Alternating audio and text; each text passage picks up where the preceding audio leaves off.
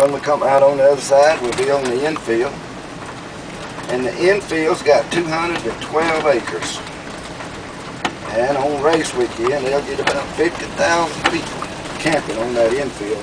And then this area right here on the left, in the black enclosure, and on down in front of us, that's where the drivers and owners park their high-dollar motor coaches. This is called the Front Runners Overflow Club right here. That's motorhomes. They got them separated, you know, tents in one place, motorhomes in the pull behinds and all that. Main grandstands over here on the right, and they run all the way down the front stretch, 1 mile.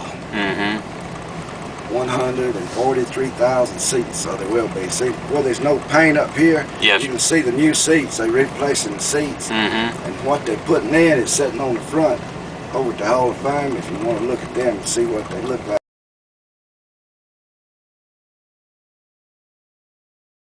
And this little white building right here in front of us is a J.L. Hardwick Care Center. That's a little infield hospital on race weekend. And it'll be staffed with doctors and nurses from Brookwood Hospital in Birmingham, Alabama. And if you own racetrack property and you got a race ticket in your hand, you get sick or get hurt, they'll treat you for free in there. And if you get a heart attack, a broke leg or something bad, and you need to go to the big hospital over in Birmingham, Alabama, there'll be a helicopter sitting on this pad right here on the left. It can take you to Brookwood Hospital in Birmingham, Alabama in about 15 or 20 minutes from here. This is the NASCAR garage here on the left. 62 bays in this garage. Bays are on both sides of the building. And the big car haulers that bring in the race cars will be lined up in these lines over here on the right.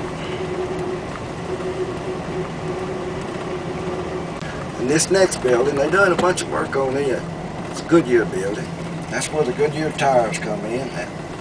They'll mount them and balance them in that building and get them ready for the race cars.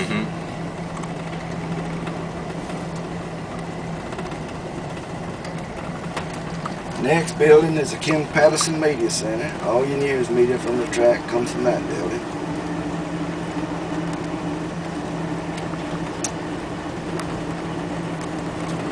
Next building is the Sunoco station.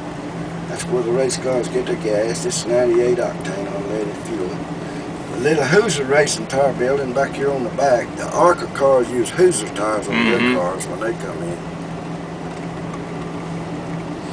Gatorade Victory Lane. This is where they all like to get to on race about 4 in the evening, get that big old trophy and that big old check.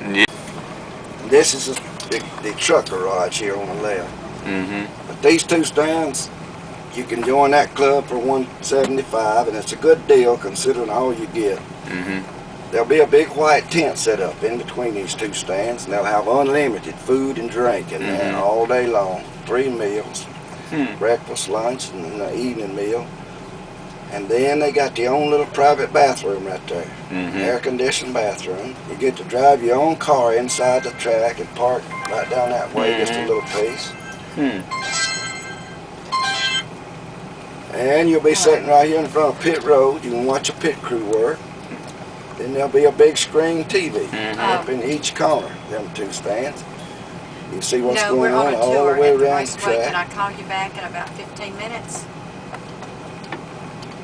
And you get a pass to walk up and down pit road for a little while before the race starts. Then you get a garage pass that goes with that too for the race. Now this is where the pit crew sets up their wall wagon and all their equipment on this side of the blue wall. And then on the race cars will slide in on the other side of the blue wall. And the pit crew will hop over that wall, put them on 4 tires, fill them up with gas in about 13 seconds. Pit road is 1,740 feet from beginning to end. Speed limit on pit road is 55 miles an hour. Yeah, I've never been in one of these glassed-in enclosures up here, but they say about 50 people can sit in them. And you go around, there's a big parking lot on the back side of these stands. And you go around there and park, and then you kind of just walk up a few steps and come in. You don't have to climb all these benches to get up there if you got one of them.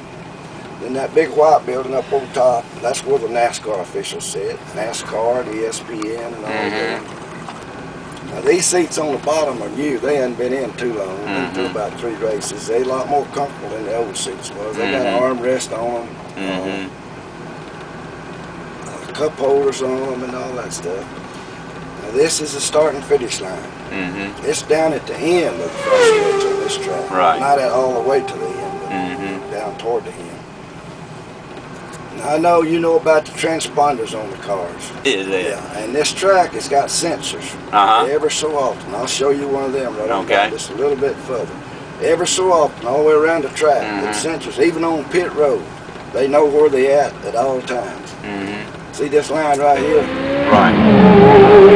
That's got a wire in it. And that's where... That's called a scoring loop. Score. How about that? And there's ever so often. You may notice some more of them as we go around. But that's the way they keep up with them. Every time that car crosses that, they know where he's at, how fast he's going at all times. And when they're going around the track, you know, about 150 miles an hour, and they have a wreck, and all of them goes every which way. Right. It don't take but a minute to look and see where they're supposed to be when they start back, what position they're supposed to be. So there's not any guesswork in it. Not no more. Yeah. That big glassed-in building over there used to be the score building, but I don't think they score them in it. And they probably got some people that sits in that big glassed-in building, but and that big lap tower in the middle of the infield over there, did you notice it? That also works off of these transponders.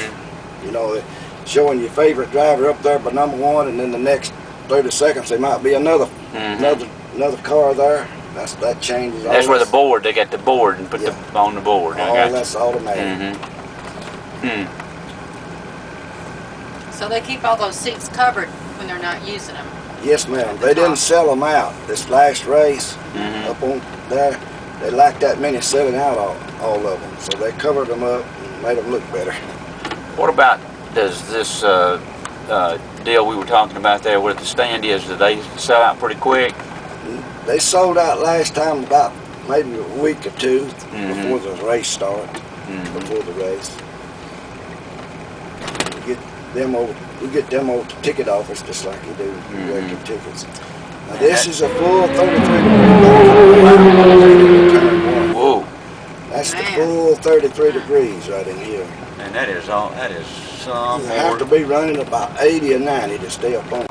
Yeah, this is 33, and the travel over there, you know, you can see this where the shape of the track is. It's 16.5 degrees. See how the travel goes up here? It's 16.5 degrees. Man. Just don't realize how steep 33 degrees is till you get it like this. Television don't show the house. Don't show it, does it? No, it looks like a flat track on television. Absolutely. No camera can do what the human eye can do. Man, that is With those some more tracks against those signs. Some more degrees. Now that wall up there, that's a safety barrier wall. That's made out of styrofoam and tube steel. So that's okay. The impact is not so great on the car then. Yeah, if they hit it, it gives. And it's made in sections where they can replace part. Now this is a south tunnel. Got a south tunnel here. Goes under the track down that way, and then over that way about a 1/4 mile is the airport. It's got a long enough runway that a good sized jet can land over there. Yeah. And I'm assuming most of the drivers, that's the way they travel, isn't it? I believe they, come in right over there and then shuttle right under this tunnel right here.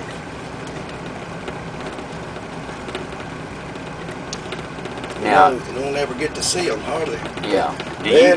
When they introduce the drivers, they go around the track.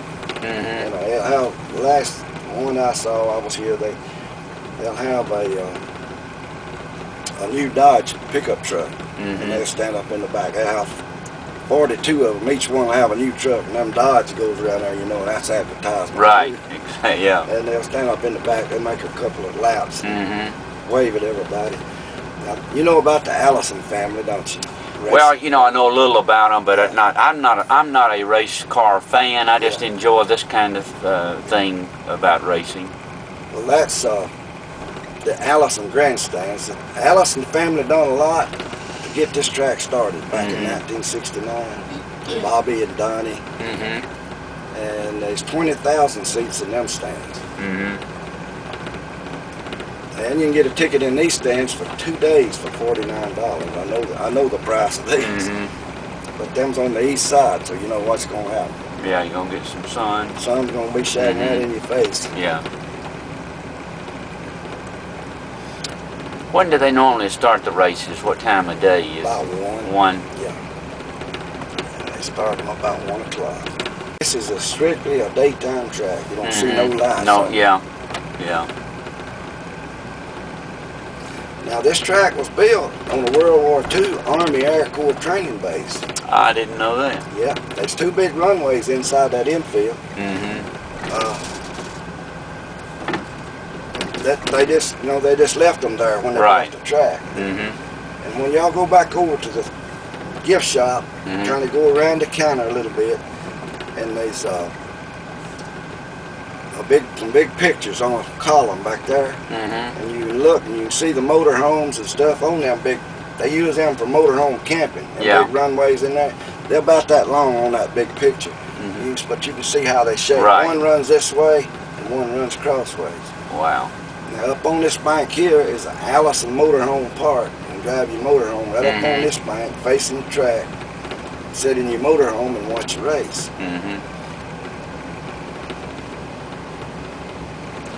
Yeah, there's 2 big runways inside this infield, and then there's another one that comes down, goes on the outside, and they use all of them for parking on the race weekend. Now this flat area, they can't on the race day. They're on this side of the yellow line, aren't they? Always. Yeah, on this side. They get outside that yellow line, they're out of bounds. That's what I thought. Yeah, they can get out and then get back in, but they can't pass nobody while they're out. That's 48 feet from this yellow line over to that wall. Man. Usually run 42. And what's generally the average speed on this track, do you know? I think it's about 170 or 180 or something like that. You know, they get up to 200 coming down this back stretch. Wow.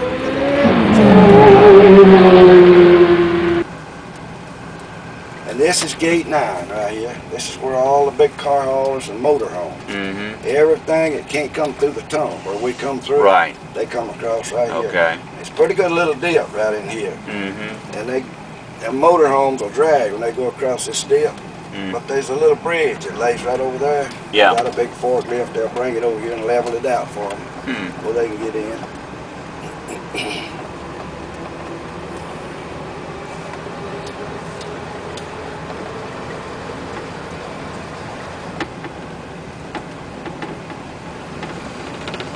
Over on the left in this area up here where the shrubbery is, that's called the Front Runners Club. That's a motorhome club. And that'll be motorhomes will be side by side all the way around this end. 2 rows of them on each side of that little road up there.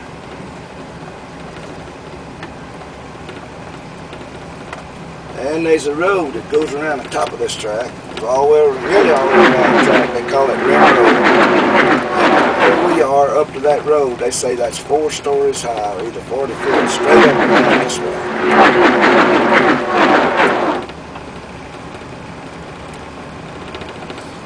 You know Bill Elliott? You heard of him? Oh yeah, he's a Georgia boy. He holds, Dawsonville.